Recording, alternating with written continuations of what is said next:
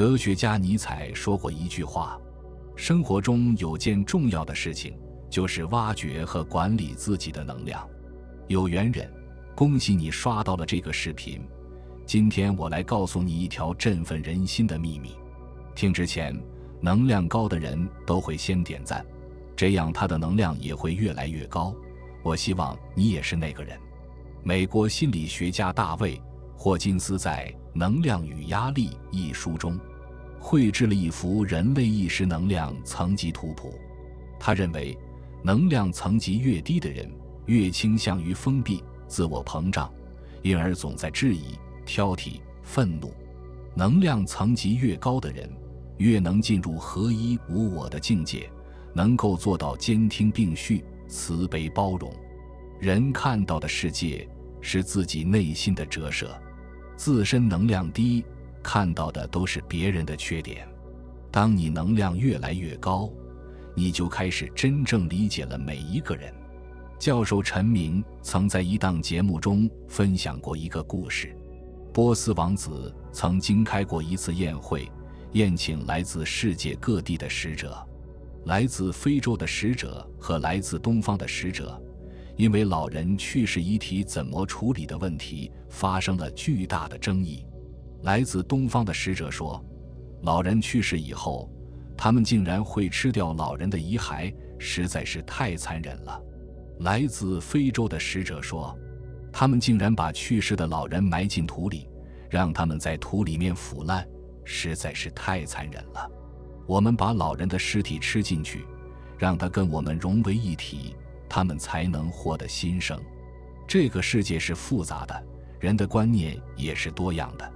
一个人如何对待持有不同观点的人，比他自己持有何种观点更能反映他的认知水平。能量越高的人，认知水平就越高。他们懂得每个人都有自己独特的经历与观点，不强求别人跟自己一样，而是抱着开放的心态去理解。就如作家施怡所讲，人生观是拿来看待的，不是拿来评判的；价值观是拿来畅谈的，不是拿来否定的；世界观是拿来享受的，不是拿来鄙夷的。三观没有对错，见识不分高低。强行给人的三观分出等级，非要弄清楚是非对错，不过是一种狭隘。当你真正见过天地，便不再有居高临下的傲慢，而是允许世界的百花齐放。前阵子，朋友跟我说起一件事，他和团队加班加点赶出来的方案，被自己的项目经理抢了去。朋友满心愤懑，要去找经理讨个说法，却在路过茶水间时，听到经理在小声打电话。朋友不动声色地进去，抬眼一看，经理正在悄悄抹泪。后来朋友才得知，经理母亲病了，需要一大笔手术费，情急之下才抢了自己的功劳，只为了那笔丰厚的奖金。过了一段时间，经理竟然主动找到他，把原属于他的奖金全数还给了他。兄弟，我对你不住，我现在要这些钱也没什么用了。经理沉默半晌，哽咽着说，自己的母亲前段时间已经因病离世了。朋友一时之间正在原地，心里五味杂陈。每个人遇事都会有这样那样的选择，在你看来匪夷所思，在他看来却是形势所迫。世事是复杂的，人性是多变的。真正看过世间百态，经历人生起伏的人，会打心底里理解别人的每一种选择。季羡林老先生特殊时期被下放到牛棚改造，那些之前对他笑脸相迎的人，转眼对他避之不及。朋友们不再写信给他，偌大的燕园也没有一个人赶上前与他说话。然而忆及从前种种，他却说，假如我处在别人的地位上，我的行动不见得会比别人好。人的选择没有对错，只有立场。当你经历人生跌宕，尝遍世情冷暖，便对世事有了别样的领悟，理解了一切，也就原谅了一切。张中行担任《世间解》的编辑时，曾向作家俞平伯约稿，俞平伯欣然同意，写了一篇长文，很快就发表了。按当时的规矩，文章刊发后1个月后才发放稿酬，可没过几天，俞平伯便写信来讨要稿费。张中行不解又愤怒，不解的是，一个大作家竟如此在意稿费这样的小事，愤怒的是，自己好歹是知名报刊编辑，还会赖账不成？他越想越生气，便在心里认定俞平伯精明又俗气，从此不再与之往来。不久后，俞平伯离世，张中行这才知道此事背后的缘由。原来那时俞平伯已经卧病在床，因治病掏空家底，生活十分窘迫，只能靠典当夫人的首饰勉强度日。张中行得知后愧疚不已。路遥在《平凡的世界》里写，人啊，都有自己一本难念的经，可是不同处境的人又很难理解别人的苦楚。用单一的维度看世界，我们会充满偏见，容易愤怒。而当你细细了解一件事情的来龙去脉，就会发现每个微小者咒里都藏着苦衷，藏着酸楚。这个世界多的是你不理解的眼泪，听不见的哭声。对别人的苦衷做不到完全了解，就不要妄下论断，轻易指责。刘震云一句顶10000句里有个东家叫老范，他家私塾先生老汪的妻子爱占小便宜，总爱拾别人地里尚未收割的庄稼。因为学堂出南门离老范家的地最近，所以他拿老范家的庄稼最多。管家不止一次劝老范，把老汪辞了吧，他老婆爱偷庄稼，是个贼。老范却摆摆手，贼就贼吧，我50顷地还养不起一个贼。老范知道老汪学术不精，1年下来收不了几个学生，家里又还有4个孩子要养活，索性就对这件事睁只眼闭只眼了。老汪知道这件事情后，感动得泪水连连。何为理解别人？知道别人的不易，所以不去计较，看懂别人的难堪，但不拆穿。我在年轻的时候曾跟领导去过一个饭局，饭局上有位20来岁的小伙子在酒桌上大肆吹嘘，说自己认识哪个大佬，得过什么奖，吹得天花乱坠。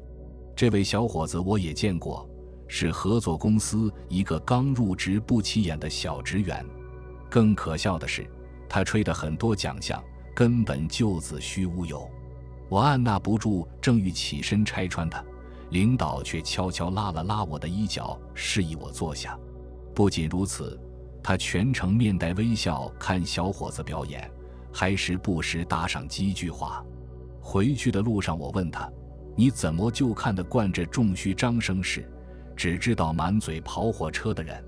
领导说，你看他讲大话赔笑脸，不过是为了讨生活，就随他去吧。成年人的世界不容易，人的阅历越多，便越发悲悯。知道人海漂流水都不易，会对世人多一份体谅与宽容，对世道多一份看淡与接纳。一个人见识越浅，能量越低，看到的都是是非，纠结的都是过错。当有一天你不再有无法理解的人，令你愤愤不平的事，你才算是走到了人生的新高度。哈佛商学院的期刊中记载过这样一个案例，一位叫史蒂夫的会计师事务所合伙人，几乎每天都要工作12-14个小时，长期高强度的工作让他深感疲惫，甚至连和家人相处的时候都提不起精神来，睡眠质量也严重下降。为了改善这种情况，他制定了一系列的计划，先是戒掉了睡前喝酒的习惯，接着又给自己安排了晨练，每次晨练回来后再陪家人吃个早餐，即使工作再忙。每天也会抽出几分钟到户外去走一走，呼吸一下新鲜的空气。虽然他的工作依旧繁忙，可2个月后，他明显感觉精气神提升了不少，就连和妻儿的相处也变得更加融洽。就像开头哲学家尼采说过的一句话，生活中有件重要的事情，就是挖掘和管理自己的能量。一个人的能量直接关乎着他的生活质量。真正厉害的人都养成了高能量体质。作家余华在接受凤凰网的采访时曾被问到，如何看待外界对他的批评，以及这些不好的声音会不会对他造成伤害，甚至影响到他的创作。他笑着答，可能我这个人在这方面心里比较强悍，也可能是被骂得多了，习以为常了，所以没什么影响。也总不能因为别人说我2句就不写了吧。记得当初他写完《活着》和《许三观卖血记》后，心里就谋划着一定要撰写一部经世之作，于是便有了《兄弟》。写完以后，他自己也是信心满满，觉得这本书肯定会被受读者的喜欢。不想外界却是骂声如雷，许多同行和读者把他批得一文不值。其实回想起他的整个写作经历，好像也是一个不断被批评的过程。无论是他创作出多么畅销的书籍，也免不了要遭人非议。所以那些批评的恶语也好，赞美的声音也罢，他都不会太往心里去，更不会影响他的情绪。评论区里网友纷纷留言说，好羡慕余华老师的通透，果然情绪能量高的人活得最是舒心。生活中你是否有过这样的经历？因为别人一个不经意的举动，就在心里反复的咀嚼琢磨，陷入无穷无尽的内耗之中；或是因为谁说了你2句，就恨不得难受上一整天，情绪也随之跌入了谷底；又或是周遭一有什么不好的事情，负能量就会影响到你的心情，整个人就变得沮丧无比。总之就是会被这样或那样的事情消耗了内心的晴朗。可生在尘世间的你我，本就是在负重前行，生活的压力、工作的重担都压在了我们的双肩之上。且在人生这场旅途中，没有谁会始终顺风顺水，都免不了遭遇风雨波澜。倘若一遇到不如意的事或难听的声音，就先让情绪先决了堤，只会让日子雪上加霜。不如提升情绪的容量，建立起屏蔽的高墙，不让那些外界的杂音和负面的情绪趁虚而入，扰乱了生活本来的模样。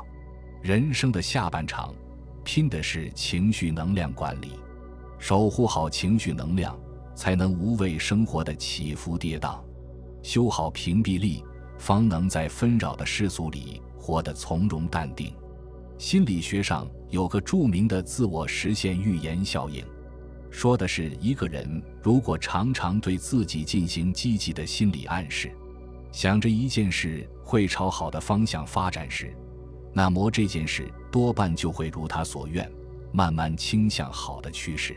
但若是一直想着事情会变糟，那么糟糕的事发生的概率也会随之变高。撑杆跳沙黄布博卡便是自我实现预言效应最大的获益者之一。他一生之中35次打破世界纪录，也是历史上首位突破6米的撑杆跳高运动员。可就是拥有这样成绩斐然的他，也曾有过胆怯退缩的时候。在成名前的一段时间里，他也曾不断尝试新的高度，试图突破自己，可几乎每一次都以失败而告终。那段日子，他陷入了深深的自我怀疑，甚至觉得自己可能不适合继续跳高。直到有一天，他又来到了训练场上，他沮丧地对教练说，觉得自己不可能跳过去了，因为只要他踏上起跳线，看清那根高悬着的横杆，心里就很恐惧。教练看着他的脸，突然对他厉声喝道：布博卡，闭上眼睛，让你的心先从横杆上跳过去。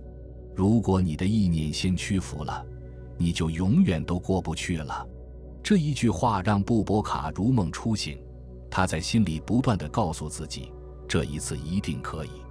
而神奇的是，他竟真的突破了那个困住他许久的高度，且从那以后，他开始屡创新高，成为跳高史上最伟大的运动员之一。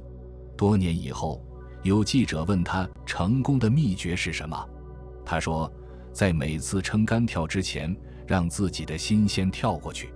听起来有些神奇，可仔细想想，其实不无道理。那些能在人生路上一路高歌猛进的人，从不是因为上天对他们格外眷顾或垂青，而是他们有一颗积极乐观的心，即使眼下身处泥潭，也能抬头仰望星光，哪怕生活跌跌撞撞，也不忘向往远方。就像史铁生笔下那一句，苦难既然把我推到了悬崖边缘，那么就让我在悬崖边缘坐下来，随便看看悬崖下的流岚雾霭，唱支歌给你听。当你管理好心态的能量场，这场人生就已经赢了一大半。网络上曾有个热门的提问，你是在哪一刻决定要远离朋友的？其中最高赞的几条回复是，每当和他们聚会完以后，感觉整个人像是被掏空了，身上的能量都被耗尽了，甚至好几天都缓不过劲儿来。每次无论聊什么话题，对方都要反驳几句，就像是杠精附体一般，每次交流过后，整个人都觉得身心俱疲。只要聚在一起，自己就会被对方当成情绪的垃圾桶，被迫接受源源不断的负能量。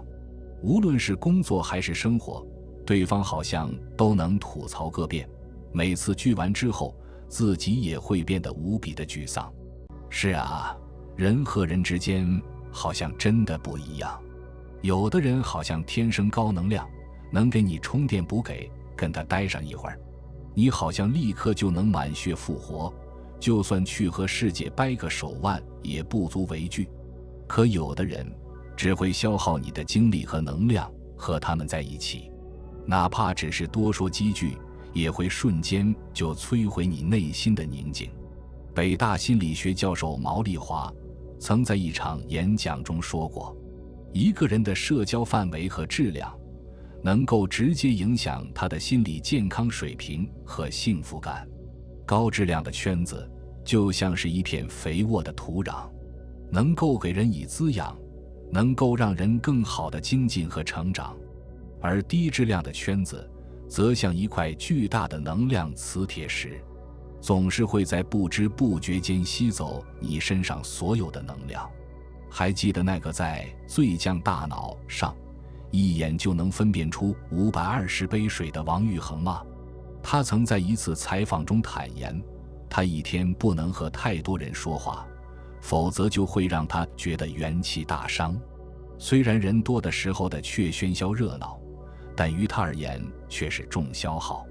每次和那些人交际过后，他都要回到家里一个人待上一段时间，也不用特别做些什么，就是听听流水的声音，看看周围的植物，这些事便是能让他的能量回升，重获自在舒心。作家马德说得好，干净的圈子一般都是小圈子，3-5人甚或2-3人。一个人数庞杂的圈子，难免会泥沙俱下。想要维持社交高能量，就要学着精简社交的网。谁消耗你，就远离谁；谁影响你，就放弃谁。多靠近滋养你的人和事，是提升社交能量最好的良方。知名产品经理梁宁说，人遇到难事过不去，归根结底还是因为能量不足。一个人自身的能量高低，早已和他命运的沉浮牢牢绑在了一起。修好了降噪力和屏蔽力，便能守护住情绪的能量，不被外界的人事扰乱了步调和心情。多给自己积极的心理暗示，便能与好运为伴，去跨越人生这趟旅途中更多的沟沟坎坎。远离低质量的圈子，多靠近滋养型的关系，余生只和对的人举杯共饮，并肩同行。记住这3条能量定律：一、能量比你低的人怀疑你、否定你、评判你、嫉妒你、攻击你；二、能量同频的人喜欢你、肯定你、欣赏你、陪伴你、珍惜你；三、能量比你高的人理解你、包容你、守护你、扶持你、成就你。本质上，真正的高能量其实是一种生活态度，一种内在的力量。这重力量具体现在以下6种方面：一、内心是平静、坚韧的。他们就像那些站在泰山之巅，面对崩塌的山石仍能面不改色的人。他们不会因为一时的得失而动摇，也不会因为外界的纷扰而失去自我。他们知道，生活就像一场马拉松，只有坚持到最后，才能看到最美的风景。他们内心平静如水，坚韧如钢，就像一只在深海中游弋的鲸鱼，无视风浪，自在前行。你可能会问，为啥这么说呢？别急，让我给你解释解释。他们的内心平静，可不是因为他们生活里没有风浪，而是因为他们有足够的能力去应对。就像一只大鸟，虽然风暴来临，但它有足够的翅膀去飞翔，所以并不害怕。你看那些高能力的人，面对问题，他们总是能够冷静分析，找出最佳解决方案。他们的内心就像一片宁静的湖面，即使外面狂风暴雨，湖面也只是微微泛起涟漪，很快又恢复平静。他们的坚韧就像一块经过千锤百炼的钢铁，无论遭受多少打击，都能恢复原状，继续前行。就像那个经典的故事，一只蜘蛛在织网，风吹断了它的网，它继续织，一次又一次，直到网织成。那些高能力的人就是这样，他们不怕失败，不怕困难，因为他们知道，只要坚持，总会成功。二、懂得及时转念。他们就像那些永远充满阳光的向日葵，无论生活给他们多少阴霾，他们总能找到那一缕阳光。一个能量高者并不是说他不会遇到不好的人事物，只是他能及时的转念，调整自己。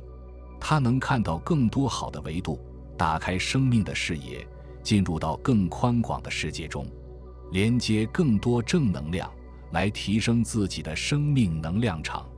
每一个人都可以成为一个高能量者，这就在于我们当下的每一刻，是否能及时的转念，及时的向着正向高频的人生突破。愿每个人都能持续打开思维视角，看到这世间所有的美好，看到每一个人事物中好的方面，来提升自己的生命能量，提升新的转念能力，与高频能量共振，走向光明。他们相信，每一个困难都是一个成长的机会，每一次失败都是成功的垫脚石。他们善于调整自己的情绪，让自己始终保持乐观和自信。这种积极的心态和情绪，不仅让他们自己更加快乐和充实，也能感染和影响身边的人。三、活在当下。很多人都有过这样的体验，要进行一场演讲，还没准备，就开始担心万一出差错怎么办，结果真的出了差错。要见一位客户，还没见面，就开始烦恼万一这个人很难相处怎么办，结果真的很不顺利。为什么会这样？因为只想不做是最费能量的。当心理能量过低时，我们就会变得颓废懈怠，容易出错。而当你聚焦于眼前事情的过程，要演讲、就认认真真准备好演讲稿。要见客户，就仔细细记住客户的需求和偏好，活在当下，把能量用于行动，而不是胡思乱想，才能让人生进入向上的正向循环。4. 胸怀若海，志向云天。想象一下，你站在海边，那宽广无垠的海洋，波涛汹涌，一望无际。这就是高能量人的胸怀，深邃而广阔。他们不会因为沙滩上的一粒沙粒而停下脚步，因为他们眼中有着更为辽阔的海洋和更为壮丽的风景。他们懂得与人为伍，如同海洋汇聚百川，从而汇聚起无尽的智慧和力量，成就非凡。比如历史上的秦始皇，他胸怀天下，志向统一六国，不拘泥于眼前的得失，而是放眼未来，建立了千秋伟业。5. 行者无疆，勇者无畏。高能量的人不仅是梦想家，更是行动派。他们深知梦想只有付诸行动才能成真，就像那古代的丝绸之路，不是靠想象走出来的，而是勇敢的探险加用脚步丈量出来的。他们敢于挑战未知，敢于冒险，因为他们知道，每一次的尝试都是对自我能力的证明。就像哥伦布，他敢于跨越大洋，发现新大陆，用行动证明了人类的勇气和智慧。6. 智者千虑，必有一得。高能量的人总是能够在失败中汲取智慧，从成功中提炼经验。他们懂得反思和总结的重要性，如同孔子所说，吾日三省吾身。